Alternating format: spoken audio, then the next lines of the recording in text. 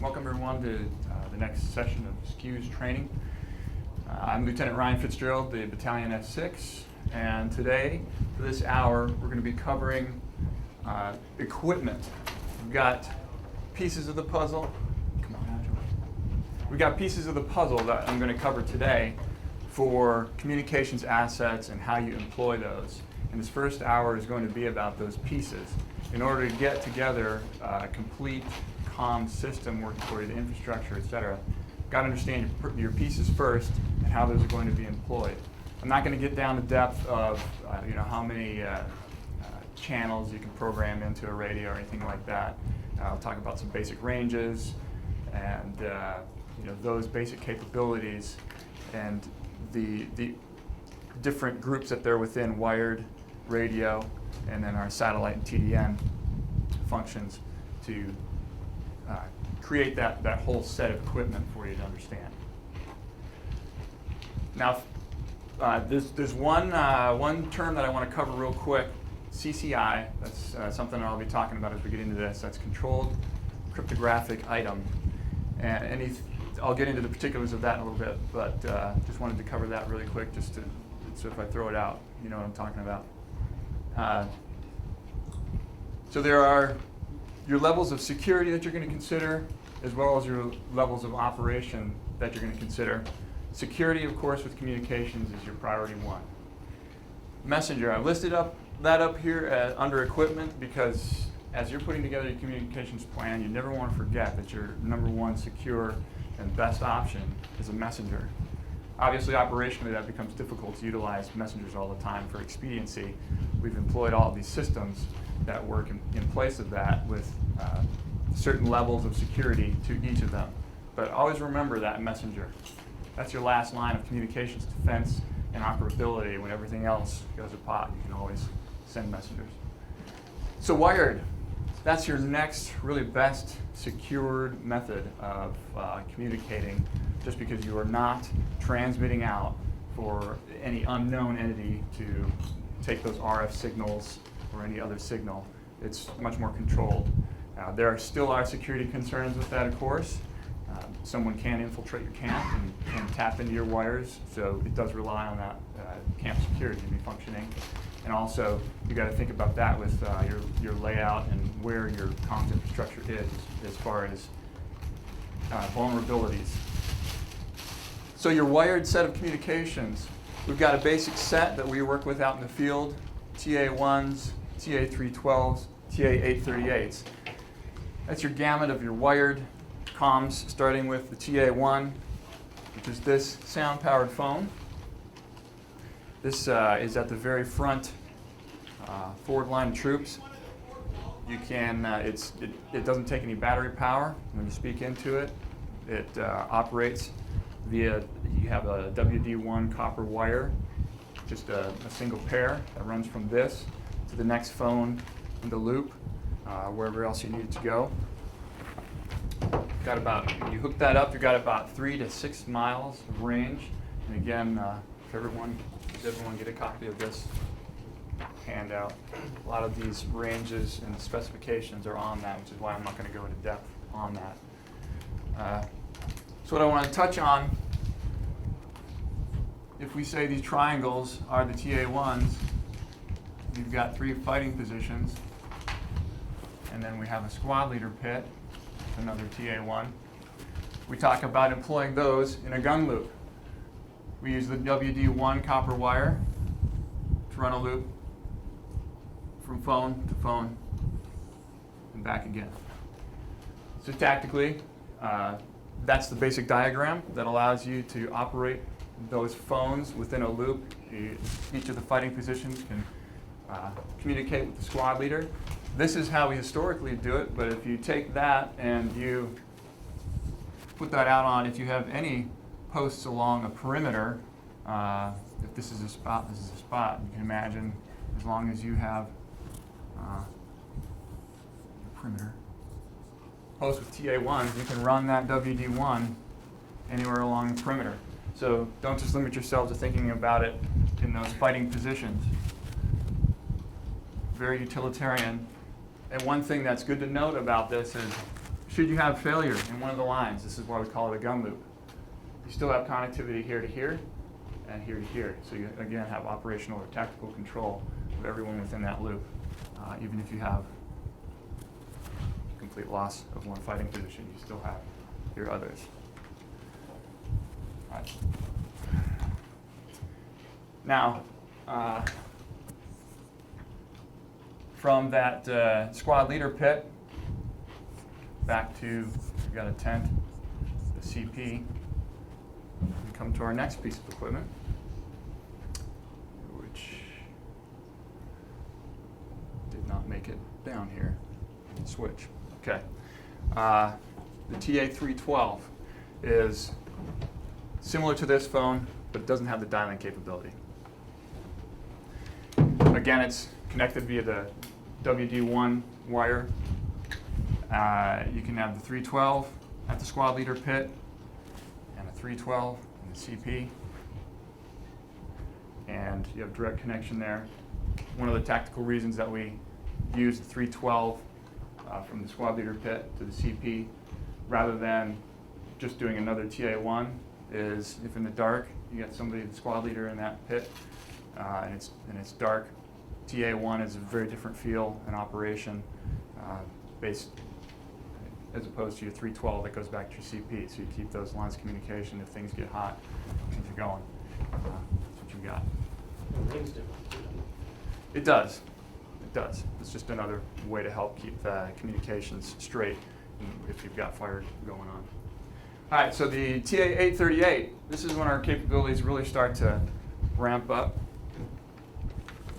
Still old style with the WD1 wire that utilizes, but this brings in the dialing capability. We can have an array of those around the camp. That is tied to the switchboard. We have to have a switchboard, and then we have the SB22, which is the old style that requires an operator. What we have gone to is a SB3614, which is also on that sheet. You can see a photo and some particulars on that. But that switchboard, the 3614, is automated. Doesn't require an operator. So you have one switchboard that will operate on its own up to 30 of the TA838s throughout your camp.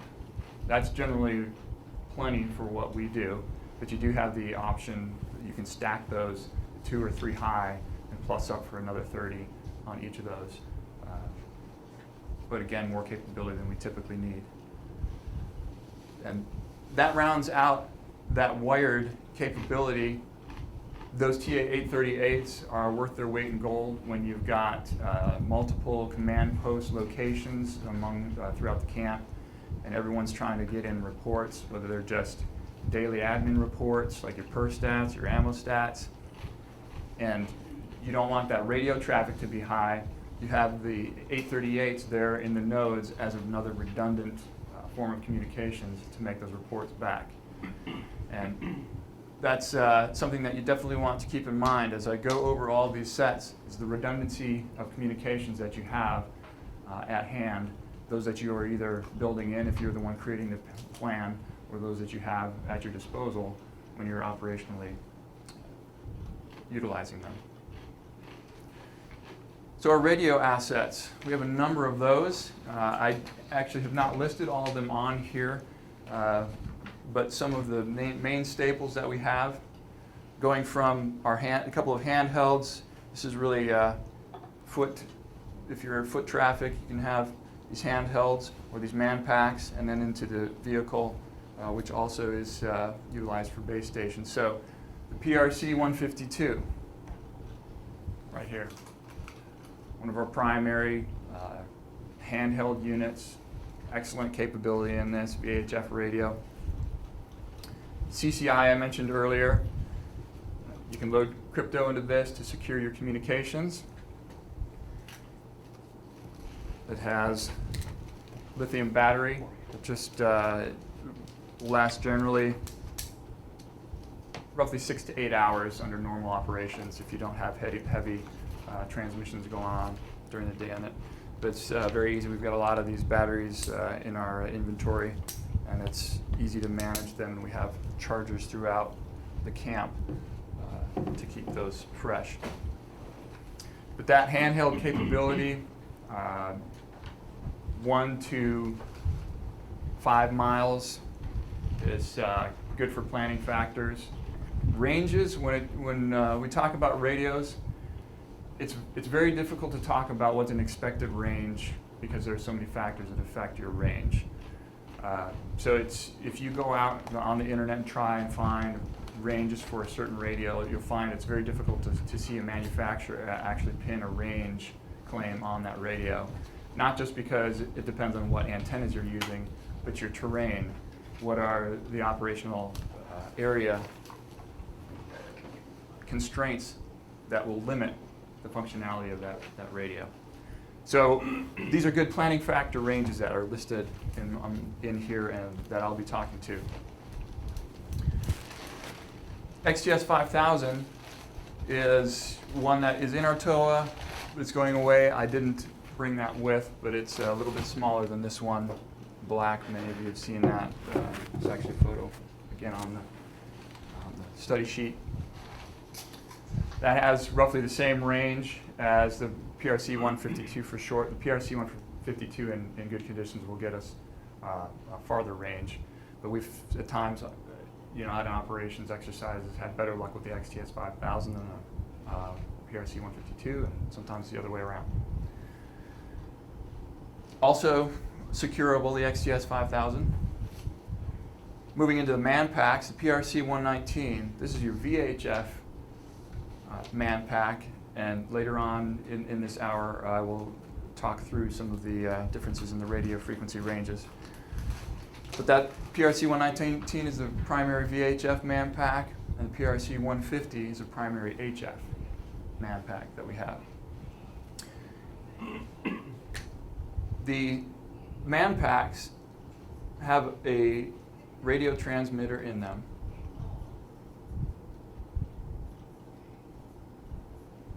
And that's sometimes the point that becomes confusing when you're looking at a radio transmitter number and a man pack number, and they're different, and yet they go together.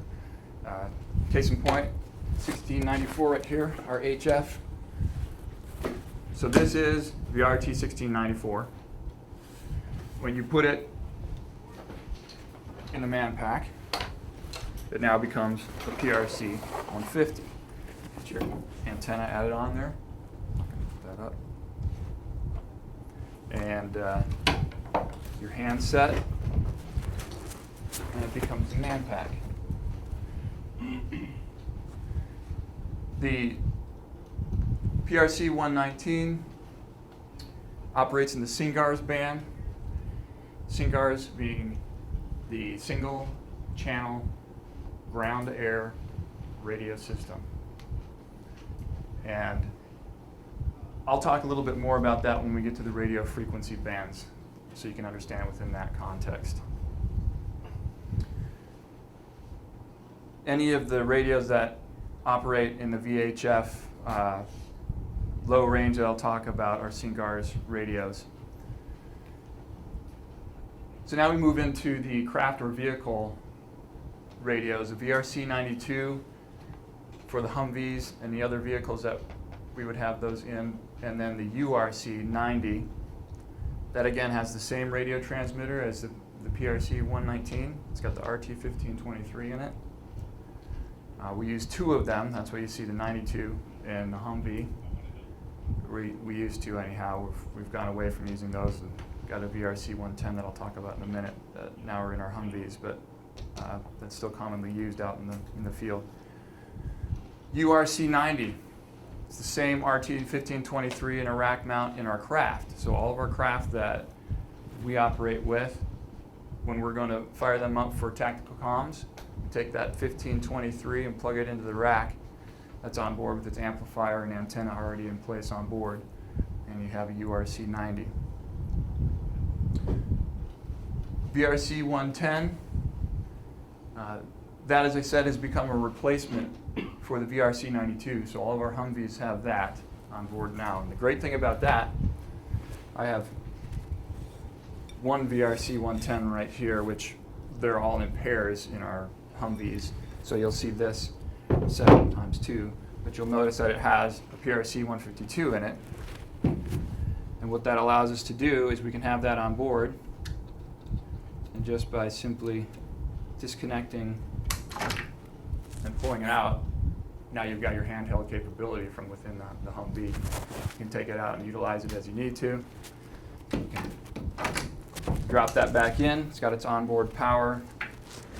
Antenna then utilizes your onboard vehicle antenna, and you're back to that VRC 110 mobile configuration. Question, is it charging the battery? Yes. Thank you. When it's on board here, it does charge the battery. And that does give it a 50-watt capability on the Humvee, so your range gets kicked up to about 40 kilometers because you have much better transmission power on that. And you get about the same off of the old VRC 92, 40 kilometers, and the URC 90 as well. VRC 105, that's a 150-watt configuration of HF, utilizing the same RT1694 right here, but rather than having, right now for the man pack, we've got these batteries over here.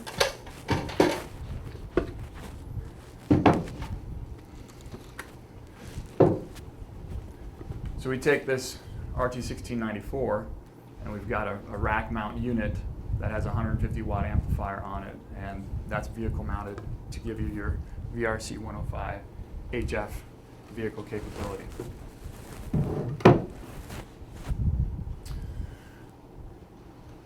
And again, I mentioned antennas. You've got choices with a lot of these radio transmitters as far as what antenna you're going to use. Even our handhelds, there are 2 or 3 different antennas, from the short little 1-footer that we have. This one right here, I've got a 45-inch flexible blade on it. So these will all, of course, the bigger the antenna you get, the better your range is going to be at the power output that you've got on it. HF is a whole nother area where we have vertical and horizontal polarization. My only point being that as you look at your operational area and the requirements that you're going to have, the antennas figure very specifically into how you're going to utilize that based on your terrain appreciation and the ranges that you require. So that covers our radio capabilities. Moves us into some satellite. Our satellite, from down to the simple satellite phone, which is similar to your cell phone, it's just bigger and bulkier, like an old 80s or 90s cell phone. But that gives you the capability to go out where you don't have any other infrastructure, but you do have, it is a line of sight type of communication that there's got to be a good view of the sky to where that satellite capability will be. Is that the Iridium phone? Yes, the Iridium satellite phone. Our Inmarsat system is very similar, but it bumps up your capability to a data capability. You have a satellite modem type phone that's more like your desktop phone, and that operates as a modem, hooks into a small panel, laptop size, that folds out to communicate with the satellite. So again, line of sight. You need to know where that satellite is in order to have that work, but it hooks up to a laptop, and you've got data capability in order to send messages, receive messages as needed. Then the VSAT, which stands for Very Small Aperture Terminal. That is a bigger system. We have 4 to 6 Pelican cases that this whole system comes in with your modems and routers on board, and it has a satellite dish, about a 1-meter satellite dish. Automatically aligns as you set up via the software. It's automated, finds that satellite as you direct it to, and locks in.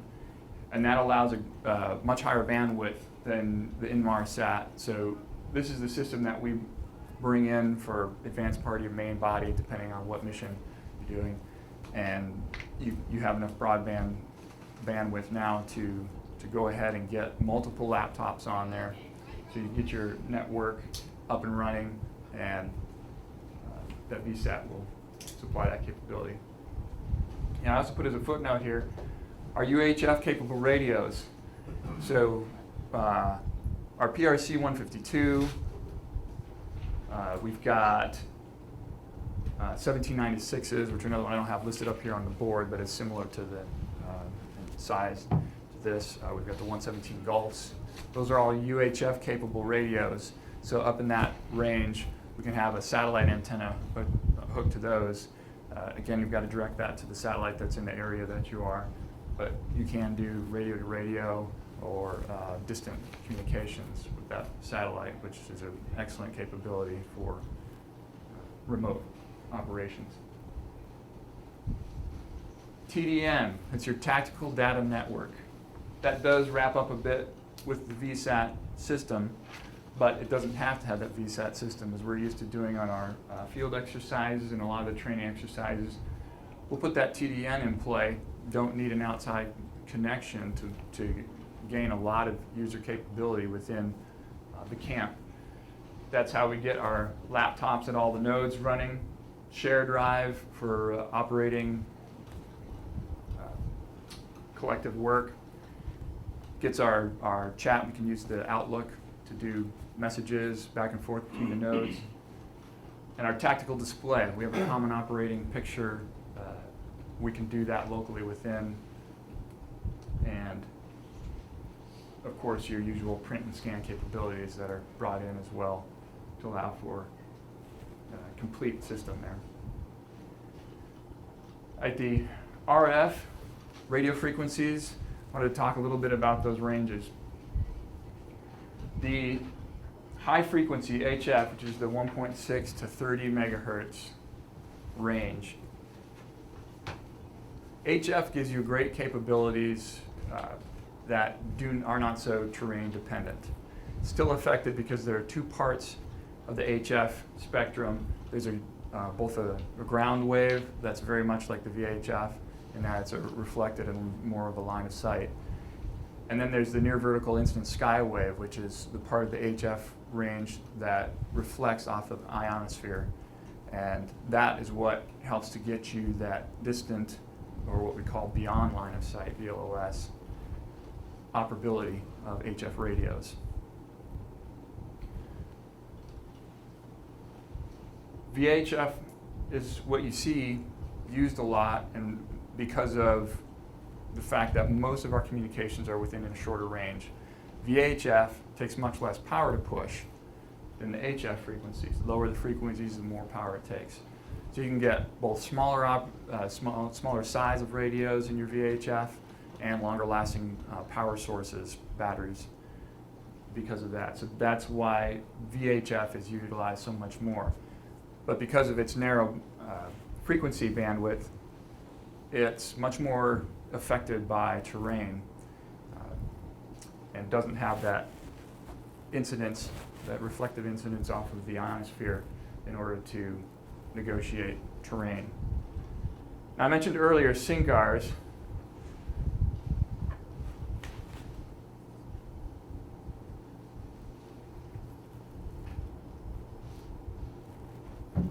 SINCAR, so single channel ground-to-air radio system. VHF low in that 30 to 90 range, that's what has been established as the SINCAR's band of frequencies. And that has to do with interoperability and security of communications. Within that SINCAR's band, you can have radios operating together that the timing is such that utilizes what's called frequency hopping. That frequency hopping is when two radios are timed at the same, in sync at the same time.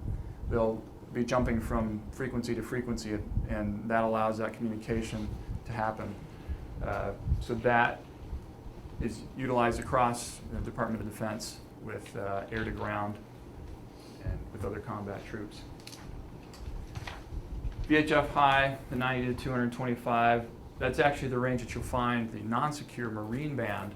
That's significant for us at the amphib, because our craft, when they are out working, in intercoastal waters, anywhere near merchant lanes, commercial traffic is out there all the time, and it's a requirement via the Coast Guard requirement to have the monitoring, yes, those commercial marine band channels for security and safety. So we have on board our craft. I didn't list it on here, but the XTL 5000 for the craft masters to communicate with. But that, while it's being monitored during exercises, if we've got commercial traffic around, our primary means of communication are going to be via our green gear, that URC 90 on board for tactical communications. And I already covered the UHF 225 to 512, the ability to use that for satellite communications among the radios. And all of these pieces are what will be utilized to give you a complete system for your communications. Are there questions on these areas? I have a question. Yes. Back on your wired, when you're laying it out at the fighting positions, do you bury it specifically around your perimeter too? We typically do not, but you could. If you're going to be in a place where you're going to be enduring for a while and you want to eliminate tripping hazard, or for security purposes, have it buried, you certainly could do that. We're typically not in a place long enough to go to that length. Now there is a key piece that I just realized that I missed, that bridges both the wired and the radios.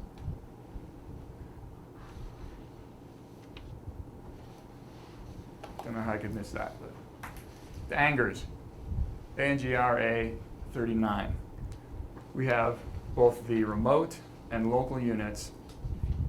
Yeah, that's what happened with that. They're upstairs in the hallway. Didn't make it down here in the shift. So the Angers,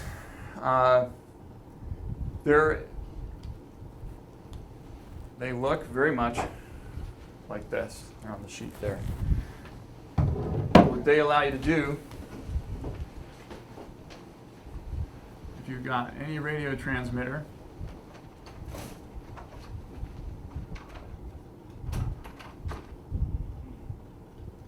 and this is going to be your local. So the Anger is hooked to your radio transmitter, and it's just going to sit like on the table here. If this was your radio, the Anger would be right nearby it. It's just a 6-inch to 1-foot pigtail that sits between the two. Now, if you got it at a distant node,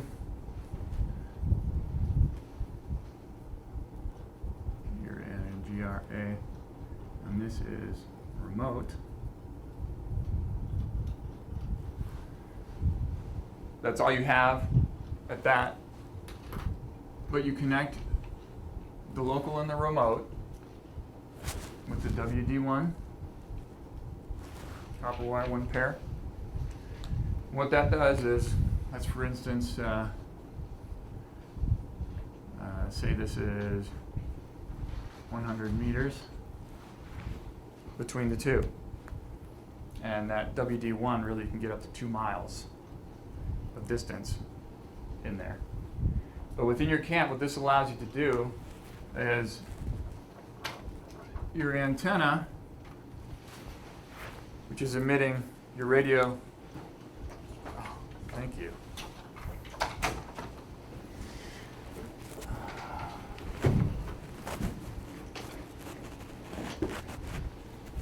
All right.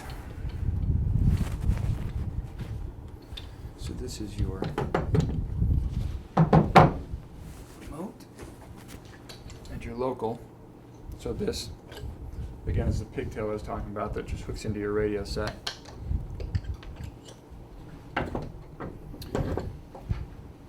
So you run those two together, and that allows you to utilize the transmission of that radio up to 2 miles away without having that radio transmission at your location, and tactically we want to do that so that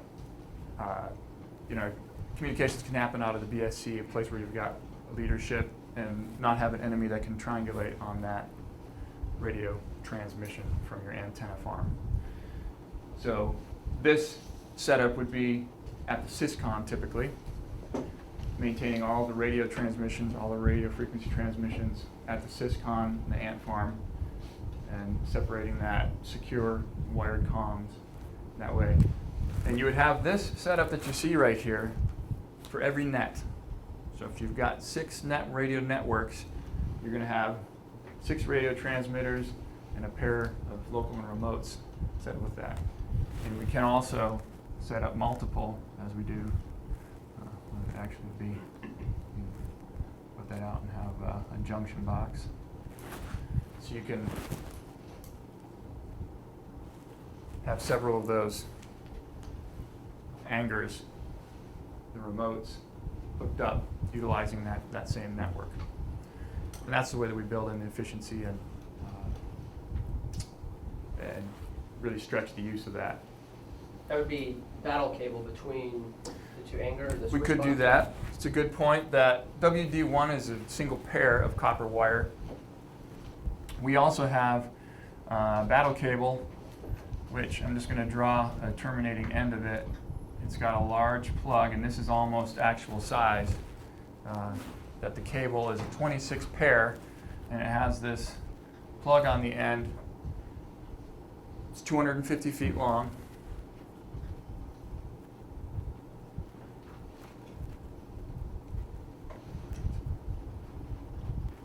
That allows you to plug into the junction boxes, which is a J1077. You can hook 2 of those battle cables to that, which gets you an instant connection. And then inside that 1077, it's got terminals for each of those 26 pair. So now you can hook up that many. The angers hook into that junction box and run via that battle cable. Any of the wired phones can be hooked up to that. And that is really the main piece that we use, that battle cable, to run the infrastructure throughout the camp. It minimizes runs of WD1 rather than having a rat's nest of 20 or 30 WD1. We still do use WD1 because sometimes it's inefficient to run that huge battle cable just to hook up one more tent somewhere. That all comes into the planning process of looking at the layout of the camp and how you're going to choose where to put that infrastructure. When you run WD1 wire, there's 14 miles wet, 22 miles dry. Can you talk about that at all? Yes. So that's talking simply about whether it has splices in it or not. And that's just a term that they use, wet or dry. So if it's dry, meaning it doesn't have any cuts or splices into it. So if you can run one single 22-mile run, you can get that. Which is not possible because it comes in 2 mile. That's right. spools. Right. So that, again, is one of those. Physical capability is there, but logistically, 1, you wouldn't need it, and 2, you can't get it. Just to refresh memory, on the WD1, you have 3 strands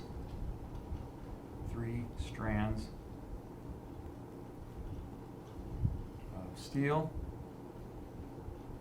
Anybody know what that steel is there for? Just tension? Or, Correct. Yes, for strength. And your 4 strands of copper.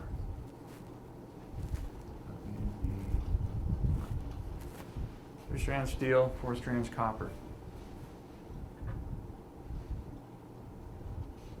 Yeah, that steel is just if someone's walking along and trips over that, minimize it actually breaking the line because of tensile strength.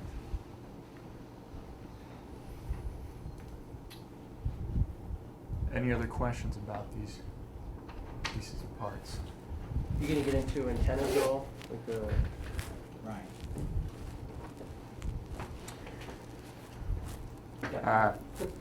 OE254, we can talk about the OE254, which is one of our main antennas, about 42 feet tall, 41 and 3/4. That's a VHF antenna, VHF range antenna. And again, that's why I don't want to go too far down the line of, all these have specific ranges that they operate within. RF390, that is a good one to know though, because that one is very useful because it has the same frequency range capability as these radios, which we utilize in the VRC-110 as a base station. It's also the antenna that's on our Humvees, so RF390. It's about 6 feet tall. It's the one you see with the little stinger. Now, there's some different variations though of that, but that operates from the 30 to 512 megahertz range, so we can utilize it for a great deal of the capabilities on that. We'll put that up on a mast. Sometimes we'll take an OE254 mast and you can put up any antenna on there, because OE254, TR72, our RF 1936s, a lot of these antennas have a mast to them that is non-conductive. It's not part of the antenna. It simply gives you height. That also allows you, some of them are designed pretty well. The TR72 has a telescoping. We haven't had that out in the field that anyone here has seen. But it telescopes up to about 35 feet from 6 foot, and it's about 3 inches at the bottom. But it's very easy, very expeditious we can put an RF390 on that and run it up one person in place, with a couple of guy lines down, and be good to go. Can you do a couple quick diagrams of those drawings where you talked about HF, showing the capabilities of HF where you and I discussed, and then also retrans? Yes. Okay. All right, so I'm going to erase our anger array. Do that for now. All right. So if we've got individual A over here and individual B, and they're trying to communicate, and they've got a mountain between them, line of sight, so your VHF is not going to work unless you get a really tall antenna.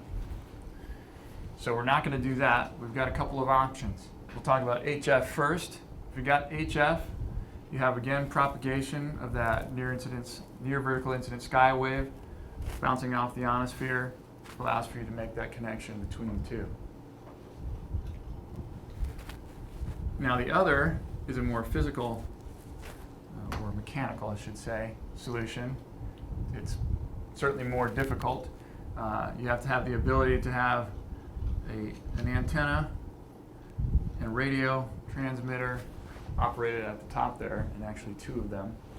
So if at the peak you have a retrans station, retransmit,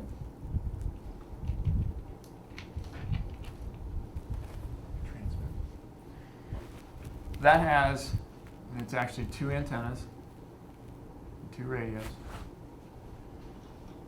What that will do is your line of sight now is available from point A, let's call this point C, and you also have line of sight from point C to point B. Two radios are connected to each other.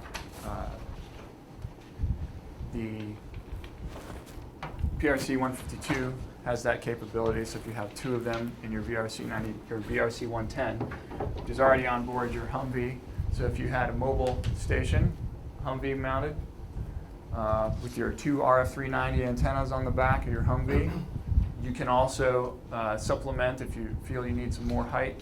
You can disconnect those RF390s on the Humvee and hook up, put up an OE254 to get some more height for whatever reason. That's always a possibility.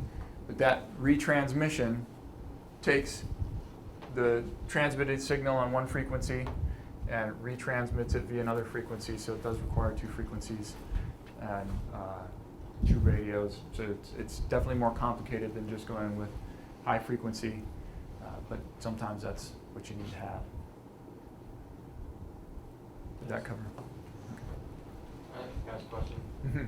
Why do you need two different frequencies? That's because if you think about the fact that you're transmitting on one, it can't be instantly transmitting on that same frequency. So it has to do that swap. So it's actually operating on two frequencies to do that. So you get straight line.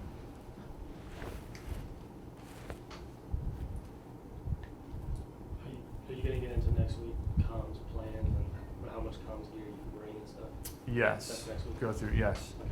Talk about slurp, advanced party, main body, how you would sequence that, and how, even more specifically, when we come into a camp area, how we do that, the timing of that. But also a few pieces will cover the guard chart and go over that quickly. Are there any kind of amplifiers that either increase voice quality or extend range? Range, yes. Voice quality of that, I'm not aware of a way for us to do that, but that's probably just a limit of my knowledge. But yes, as far as amplifiers, specifically, you go from 5 watts at your handheld here to 50 watts with the amplifier that's on board, your VRC 110 here. Same with for the 1694. This is a 20 watt configuration with the batteries in a man pack. But when you put it on board the vehicle, it's 150 watt. We also have a 400 watt base station. It's a similar configuration as that 150 watt base station that we do in the tent.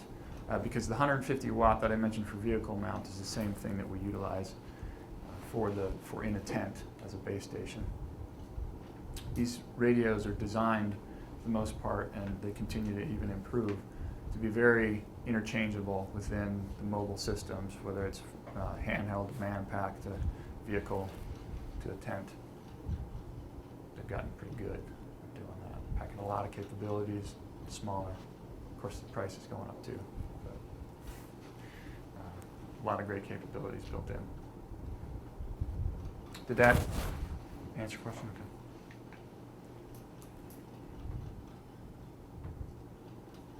Anybody think of any parts that I'm missing that I haven't talked about or something that wasn't clear? I think the angers, we got that. That's an important, really important part.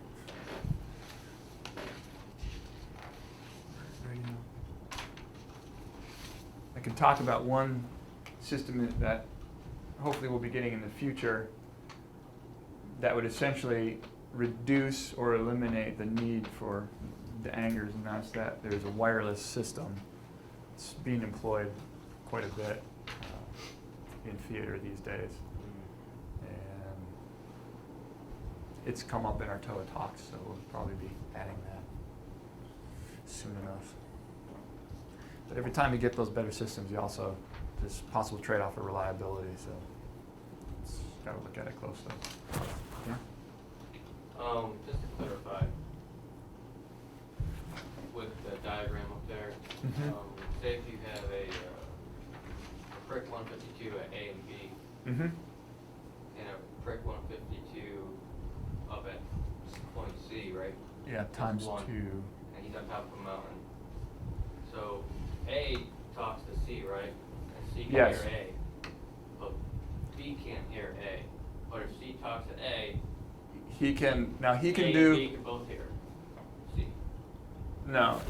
I mean, think about the fact that if this is their range, and you're just catching it there, he's not hearing what he's saying. Correct. Now, if that individual up on that hill only has one radio, it's true that he can just repeat, and now Yeah. that guy's in range. So that's another way to do poor man's retransmission. Sure. One radio. Yeah, this system that I was describing is a way to, again, it reduces that need for loss of information rather than repeating, but also if you've got multiple users that are outside the range, when that retransmission happens, it goes to all of them. Yeah, you essentially have the same thing with doing with one radio tube, but yeah, those are the differences.